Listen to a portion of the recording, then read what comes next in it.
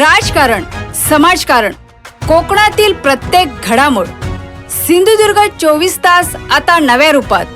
सिंधुदुर्ग संवाद, ताज्या घडामोडींसाठी आताच सबस्क्राइब करा. दोडामार्ग तालुक्यातील केर भेकुर्ली परिसरात प्रस्तावित एम स्टँड प्रकल्पाविरोधात ग्रामस्थांनी एकजूट दाखवत तीव्र विरोध दर्शवला आहे.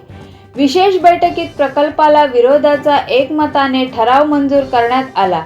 पर्यावरण अभ्यासक प्रसाद गावडे यांनी या प्रकल्पामुळे पर्यावरण, जलस्रोत, जैवविविधता आणि शेतीवर होणाऱ्या संभाव्य परिणामांची माहिती देत जनजागृती केली.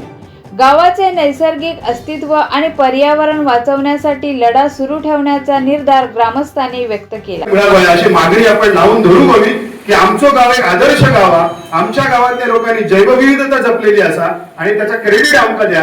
ह्या कोकणातल्या लोकांनी जपलेल्या निसर्गात बद्दल त्यांना तुम्ही आज झाडे जगवासाठी कोट्यावधी रुपये खर्च करतात, पण आमच्या गावात लाखो झाडं असत ती आम्ही जगवली, आम्ही त्याच्यासाठी जमिनी दिलेल्या असत, पण त्याच्या बदल्यात आमका काय मिळतात तर त्याच्या बदल्यात आमच्या माथ्यावरती असे घाणेरडे प्रकल्प मारले जातात. त्याची धूळ खात आम्ही जगायचा काय?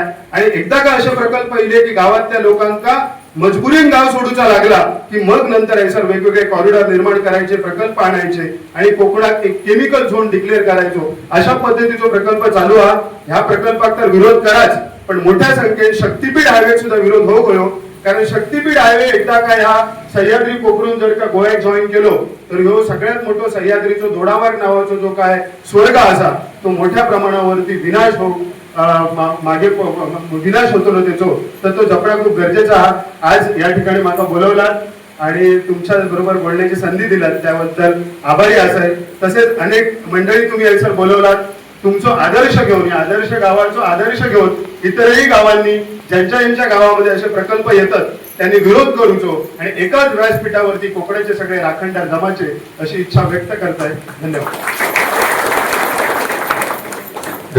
सिंधुदुर्ग 24 तास आता नव्या रूपात.